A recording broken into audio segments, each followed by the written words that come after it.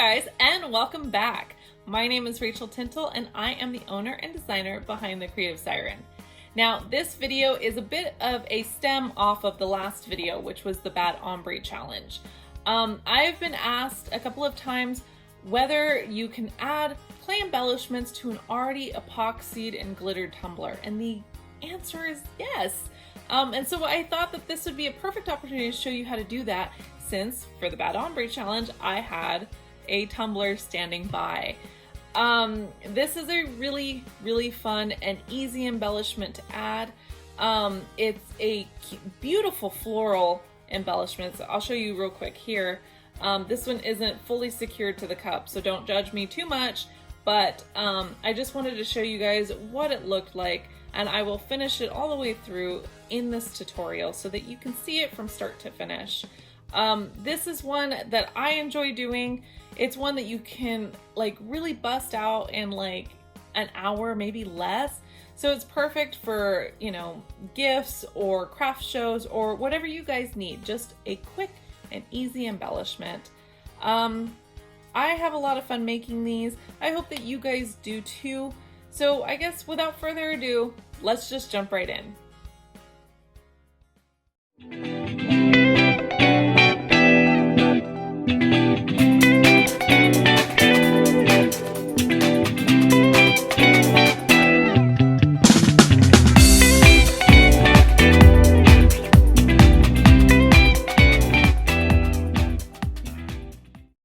So first off, I'm just covering a regular tumbler in parchment paper. Now, when we put this in the oven, you will not have tape on your parchment paper, but I think just for right now, it's a lot easier if you do put a little bit of tape to hold that paper onto your cup. Now, first things first, we're gonna grab just a little pea-sized bit of clay, and we're gonna stick it in or wherever you want on your cup. This will be the middle of your flower, so figure out how big you want your flower, and that's where you're gonna put that.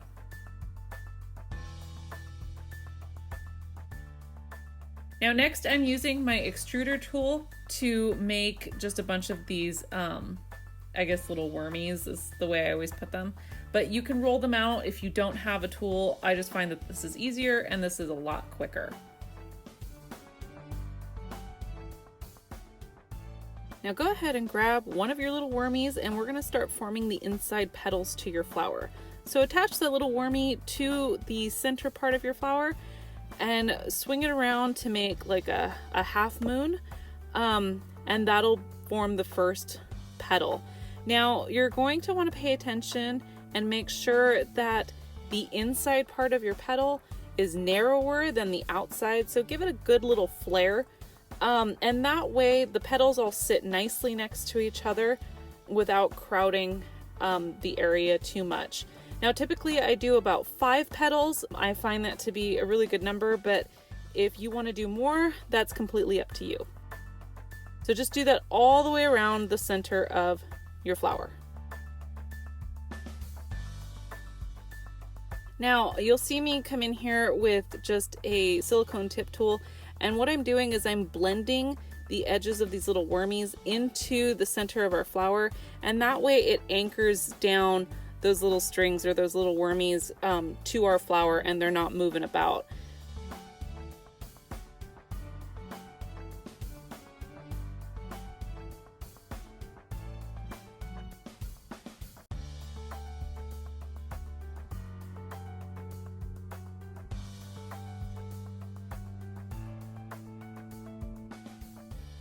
Once you've formed your petals, we're going to go ahead and take our silicone tip tool and we're going to drag it very gently, add very gentle pressure to your little wormies and drag it inward. I like to go from, for lack of a better word, the corners of my petals and then drag in or down, because it anchors that piece of clay so that it's not wiggling about. And just do small sections.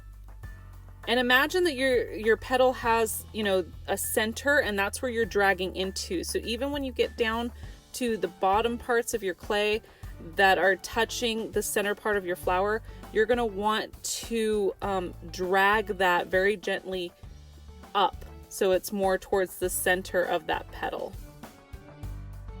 And then go ahead again and do that all the way around. Now in some instances, especially as we get to the outer larger petals, you'll notice that your clay will start to kind of fold in on itself, and that's completely normal. I personally actually favor those areas because it gives it like these little ripples within your petal that I think gives it a much more natural look.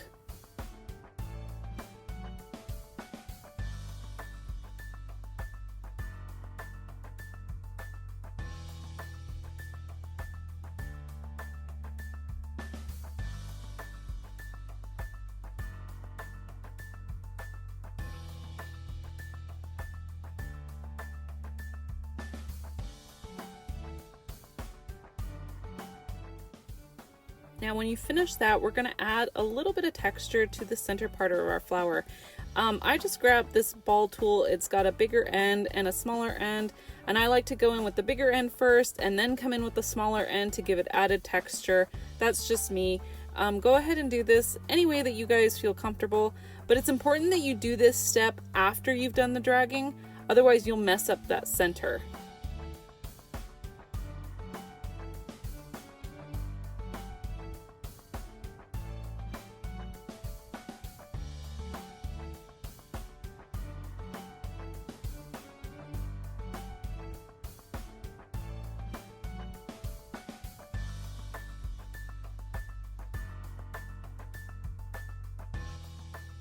Now here we're just repeating our first step and adding more petals, and this will create the middle layer. I usually do about 3 layers total. So there's that inner smaller layer of petals, there's this middle one, and then one more larger one. Use discretion here, obviously. If you want to make more petals and make your flower bigger, go for it. If you're feeling adventurous, I just prefer just to do 3. So again, here I'm anchoring those corners or those top parts of the flower and then dragging down towards the center of that petal. Now you'll notice that when I am adding these petals, I'm attaching that little worm to the center of the inner petal and then going to the center of the petal next to it. And so that's about how wide you want to keep those petals.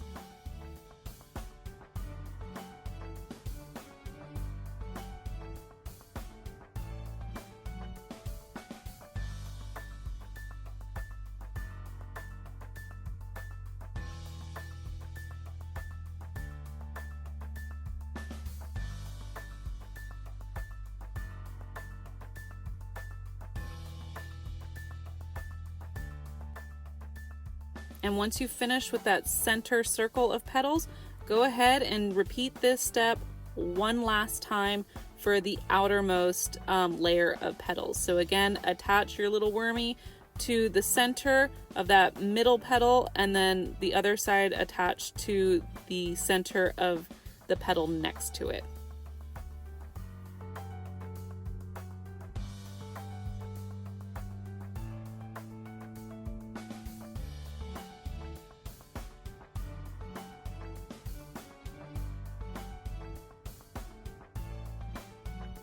And you'll notice here again that this is where your clay is really going to start to kind of fold in on itself, just because they're bigger and they're longer. But don't worry, because it adds so much character to these petals, and it's my favorite part.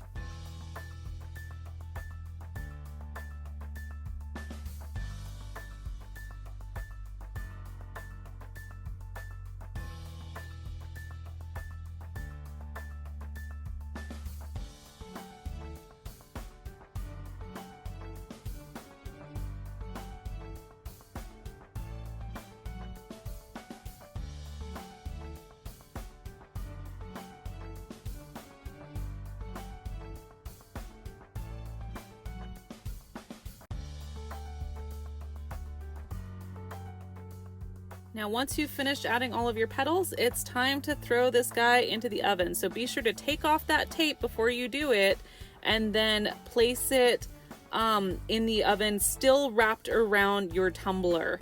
That way it helps shape that flower.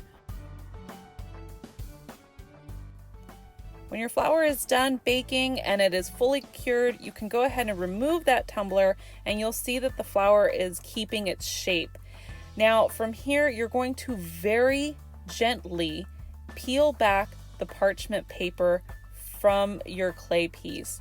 Now here you'll find that because of the type of clay that we used here, it is extremely soft, and again, because it's so thin, it's very fragile. If you happen to break one of the petals, do not worry, because we're going to be gluing this onto our tumbler, so you can always glue those pieces as long as it's not completely shattered. It's best if you go from the outside in towards the center of your flower, because then you'll do the least amount of damage that way.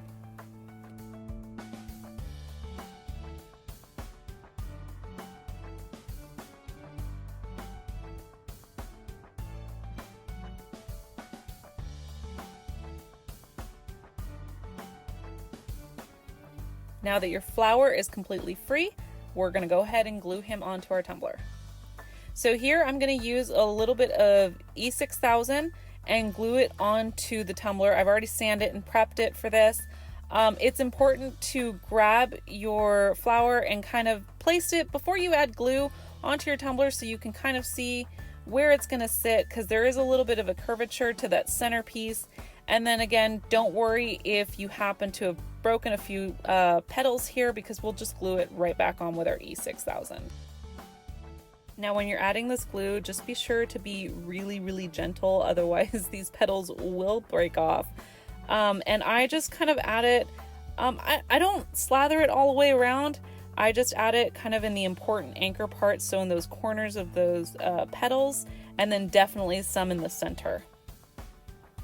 And then adjust accordingly and make sure that you get that curvature that's on the center of your flower, and then just gently pat down. And then here, just put a little bit, figure out where your piece is gonna go, and then just add a little bit of E6000. Now here I added a little bit too much, so I'm just using my needle tool to spread it around, which is really easy. So if you find that you're globbing it on there, I would totally recommend you grabbing a needle tool or something that's got a fine tip so that you can easily spread that around. And if you happen to put a little bit too much, just grab a Q-tip and clean it up. It's no big deal.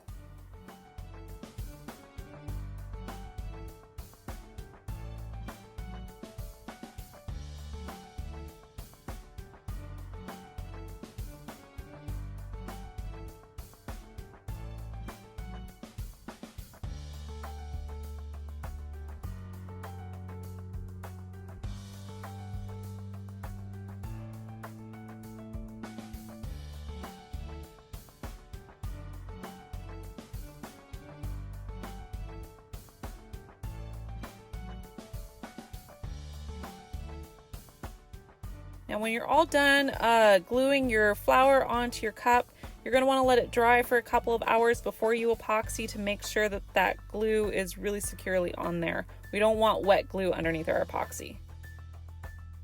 And as always, when I do a 3D cup, I just add a really, really light layer of epoxy. You don't want to glob it on. I do a little bit when it comes to like the edges to make sure that all the pieces of clay are on, but it really is just a thin layer. I mean, no, maybe a little bit thicker than what you would add when you're using the epoxy method to glitter a cup. And then hit it with some heat to pop all of those little micro bubbles.